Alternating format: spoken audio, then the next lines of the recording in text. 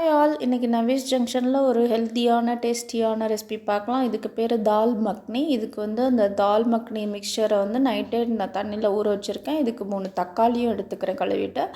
இப்போ தால் மக்னியை வந்து நல்லா அலசிட்டு நம்ம வந்து குக்கரில் போட்டு வேக வைக்க போகிறோம். இதில் வந்து கொள்ளு, உளுத்தம்பருப்பு, பாசிப்பருப்பு எல்லாமே இருக்கும். தோலோடு இருக்கிறது ரொம்ப ஹெல்த்தியான டிஷ்ஷு. ராஜ்மாவும் ரொம்ப ஹெல்த்தியானது. இதை வந்து நம்ம நைட்டே ஊற வச்சுக்கணும். அப்போ தான் நல்லா ஊறி நல்லா டேஸ்டியாக சீக்கிரம் வேகும். அது நல்ல பருப்பு, எல்லா பருப்பும் சேர்றது உடம்புக்கு நல்லது. இப்போ உப்பு போட்டு நம்ம இதை வந்து குக்கரில் விசில் விட்டுக்கலாம். அந்த தண்ணியும் நம்ம கிரேவியில் ஆட் பண்ணுறதுனால அந்த தண்ணியும் தாராளமாக வச்சு அதையும் அப்படியே கிரேவியில் ஆட் பண்ணிக்கலாம். இது நான் சப்பாத்திக்கு சைடிஷாக செஞ்சிட்ருக்கேன். இப்போ வந்து குக்கர் ஏற்றியாச்சு. தக்காளியை வந்து 3 தக்காளி போல் எடுத்து நல்லா பேஸ்ட்டாக அரைச்சிக்கிறோம். வெறும் தக்காளி மட்டும்தான் போட்டிருக்கேன். நல்லா பேஸ்ட்டாக அரைச்சிக்கிறோம். அரைச்சிட்டு சப்பாத்திக்காக சப்பாத்தி மாவு திரட்டிகிட்ருக்கேன். ஆக்சுவலாக கேமரா ஆங்கிள் மாறி மாறி இருக்கு போல இருக்குது. சப்பாத்தி திரட்டிகிட்ருக்கேன். மாவு வந்து மிஷினில் போட்டு எடுக்கிறதுனால எனக்கு கையில் பட்டு அந்த மாவு கருத்து போகிறதில்ல. கொஞ்சம் ஈஸியாகவும் இருக்குது. இந்த மிக்ஸி ஜாரில் போட்டு அரைச்சி எடுத்துருவேன். டெய்லி சப்பாத்தி இருக்கும் எங்கள் வீட்டில். பாருங்கள், மாவு அரைச்சாச்சு.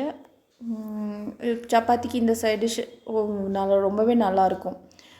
மாவு நல்லாவே இதாகி வந்திருக்கு பாருங்கள். ஃப்ளஃபியாக இந்த சப்பாத்தியும் நல்லாயிருக்கும். கை போட்டு பிணையிறது கூட லேட் ஆகும். இந்த மாதிரி பண்ணிட்டா நல்லாயிருக்கும். இப்போ அதுக்குள்ளே பருப்பும் வெந்துருச்சு பாருங்கள். நல்லா ராஜ்மா வெந்துருச்சு. இது வந்து நம்ம மேஷர் வச்சு கூட மேஷ் பண்ணிக்கலாம். நல்லா தண்ணியை எடுத்துட்டு மேஷர் வச்சு இது பண்ணிங்கன்னா நல்லா பருப்பு வெந்தது. நல்லா பசங்களுக்கு வந்து இது ஹெல்த்தியான ரெசிபி.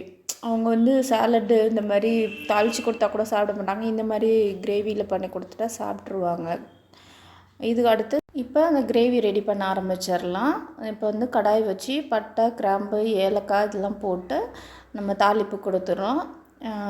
கடாய் வச்சுட்டு நம்ம வந்து இந்த பட்டை, சோம்பு, ஏலக்காய், சோம்பு கொஞ்சம் சில பேருக்கு பிடிக்காதுன்னா போட வேணாம். நான் சோம்பு போடலை. அது அங்கங்கே திப்பி கருப்பாக ஆகிடும். சோம்பு தாளிக்கும் போது அது அப்படி நிற்கும். ஸோ போடலை. இப்போ வந்து இந்த தக்காளி தொக்கை வந்து போட்டுட்டு இதில் வந்து பட்டர் ஆட் பண்ணோம். இப்போ பாருங்கள் எவ்வளோ பட்டர். நல்லா இதை விட கூடவே கூட ஆட் பண்ணிக்கலாம். உங்களுக்கு நம்ம ஆயில் ரொம்ப தேவையில்லை. இதுக்கு நிறைய பட்டர் தான் ஊற்றணும். தால் மக்னினாலே ஃபுல்லாக 1/4 கிலோ பட்டர் அப்படியே ஃபுல்லாக போடணும். பட்டர்லேயே தான் வேகணும். இஞ்சி பூண்டு மசாலா போடுறோம். இது ரொம்ப பட்டர்லேயே வேகிறதுனால ரொம்பவே டேஸ்டியாக ரொம்ப ரிச்ஃபுல்லாக இருக்கும். எத்தனை நாள் வேணாலும் வச்சியும் சாப்பிட்லாம்.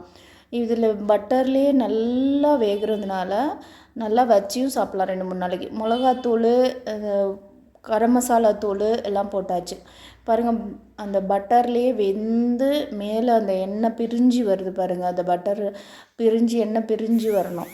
இந்த மாதிரி பிரிஞ்சு வந்தால் ரொம்ப நல்லது. அந்த மாதிரி பிரிஞ்சு வந்தால் டேஸ்ட்டு நல்லா என்ஹான்ஸ் ஆகி வரும். தக்காளி மட்டும்தான் போட்டிருக்கோம் அரைச்சி. வெங்காயம்லாம் தேவையில்லை. தக்காளியும் இந்த பருப்பும் போதும். நல்லா பட்டரை போட்டு இது வந்து 2-3 நாள் வச்சு கூட சாப்பிட்லாம். திக்காக வச்சுட்டு ஃப்ரிட்ஜில் வச்சு எடுத்து சாப்பிட்ற அன்றைக்கி கொஞ்சம் மறுபடி தண்ணி ஊற்றி கலந்து கூட சாப்பிட்லாம். ஸோ எண்ணெய் பிரிஞ்சு வர அளவுக்கு நம்ம இது பண்ணிக்கணும்.